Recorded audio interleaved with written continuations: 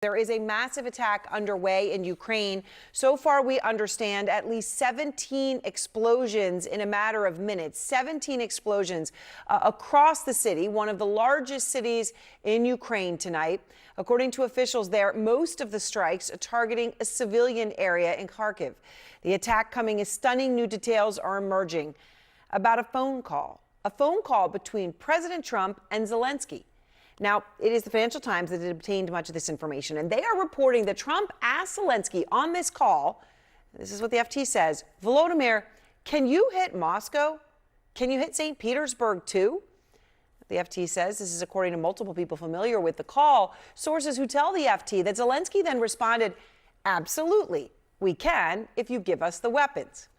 Now, people briefed on the call, which took place one day after Trump spoke to Putin, said that Trump spoke about, quote, making the Russians feel the pain. So with all of this, Trump, of course, was asked about this today. Here's what he's saying publicly. Should Zelenskyy target Moscow or deeper into Russia? No, he shouldn't target Moscow. All right, well, that's what he's saying publicly. Privately, of course, could be a different matter. Sources tell CNN that despite Trump's public comments, he has not ruled out giving Zelenskyy new offensive weapons that Ukraine has long requested and previously been denied, like joint air-to-surface standoff missiles. Now, those missiles, perhaps not the range for Moscow or St. Petersburg, but they do go about 230 miles. And what that would do for Ukraine is put possibly 30 Russian additional air bases, 30 at risk. So Russia tonight is responding, and they're responding by going right there, all the way to the jugular, as they have done in other moments of great tension, and that is by threatening nuclear retaliation. Listen to this clip from state television in Russia that was uncovered by the journalist Julia Davis. She closely monitors Russian propaganda. Here's what she found. Right now, they're considering giving them long-range weapons that can strike Moscow and St. Petersburg. What is Trump doing? He says, it isn't me. We understand that this is a lie. It's America. Therefore, we should clearly understand that we have to conduct a retaliatory strike against America and American forces. Yes. This is nuclear war. Mincing no words there. This is nuclear war. Straight to that threat. And when it comes to Trump's threat to Putin, that Putin has 50 days to end the war or face massive sanctions, well, that is being met with a public shrug in Russia. Here's the foreign minister, Sergei Lavrov.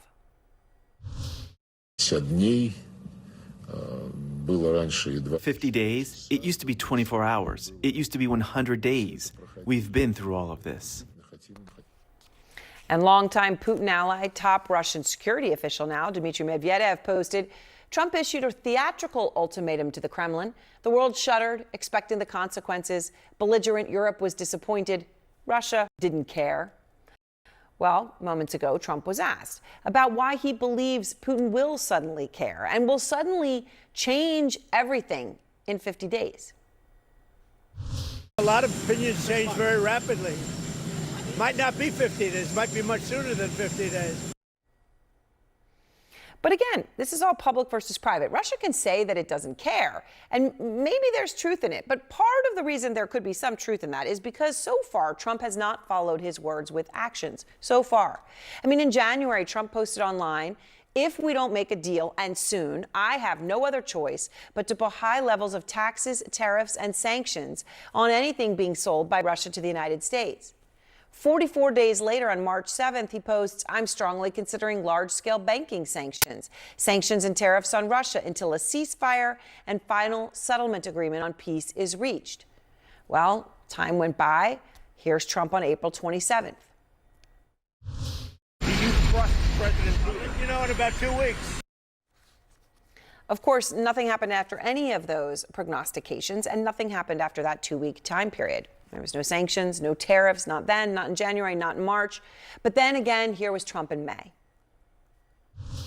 Do you still believe that Putin actually wants to end the war? I can't tell you that, but I'll let you know in about 2 weeks. Within 2 weeks, we're going to find out very soon. We're going to find out whether or not he's tapping us along or not. Well, of course, that was 6 weeks ago. And now Trump has put out a new deadline of 50 days. And tonight in Kharkiv, the world is getting a small taste of what Putin is capable of. Those explosions that I just talked about rocking the city, 17 of them, the massive ones, happened in apparently the period, just those, of 20 minutes. So gosh, you think about what happens in 20 minutes. Think about how many thousands of people will die in the next 50 days, if 50 days is a real deadline. Kristen Holmes is out front live outside the White House. So Kristen, I lay out that history because it matters in terms of how serious this threat is. What are you learning about Trump's plan and about how he really sees Putin right now? Yeah, Aaron, I think the thing to point to is, yes, this has been a long game of President Trump almost seemingly defending Putin at various times, asking if he's being strung along, and then also giving these kind of arbitrary deadlines of 2 weeks. But one thing that has changed over the last several months has been President Trump's perception of Vladimir Putin and perception of the relationship that he once believed that they had. And we've really been watching that unfold in real time as he has grown increasingly frustrated. One of the things he was asked today was that he was asked about what he says to Putin behind closed doors on the phone, and he said that Putin says he wants peace, but then never acts on it. This is a change that might actually lead to President Trump doing something, and that's what we're hearing from allies of his, particularly war hawks, people who really have been wanting him to enact these sanctions on Russia, is that his growing frustration might actually lend them to doing something. And one thing to make clear here, these tariffs that he's talking about in 50 days, they aren't tariffs, they aren't going to be on Russia themselves. We do so little trade with Russia, it wouldn't matter. It's on these intermediary countries that do big business with Russia and the United States. So the hope there is that even if this is just a threat, that these other countries are going to be wanting Putin to come to the table to negotiate. But whether or not that works remains to be seen, particularly when you're watching these officials in Russia kind of shrug off Trump's comments. President Trump today still expressing his reservation and frustration with Russian President Vladimir Putin.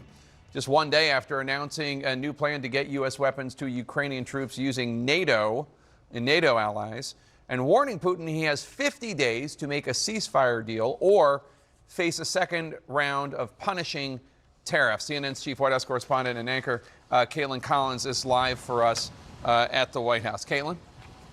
Yeah, Jake, and I should note the president lashed out at a reporter when they asked him why he is giving President Putin another 50 days here as they are seeking to bring this war to an end, or he says that Russia is going to face some heavy sanctions here. The president did not like that question and also said that he believes that the 50-day timeline is actually not that long after all. It's a sentiment that we've heard echoed by Republicans in Congress as well, who have been trying to push their own sanctions bill to the president's desk eventually. But Jake, he did make some news on Russia and amid some reporting that he had asked President Zelenskyy during their last phone call if Ukraine would have the ability to be able to hit Moscow or St. Petersburg if they had long-range missiles. The White House did not deny that the president actually brought that up to Zelenskyy, but said that he was merely asking the question, not saying that it was something that he should be talking about. And then the president himself took questions from reporters on this as he was leaving the White House to go to Pennsylvania earlier, where he said he does not believe and is not considering giving Ukraine long-range missiles, and also said he does not think President Zelenskyy should try to hit Moscow either.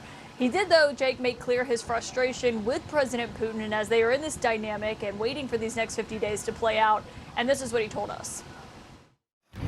Well, we're going to see what happens with President Putin. So far, I've been very disappointed with President Putin. I've solved a lot of wars in the last 3 months, but I haven't gotten this one yet.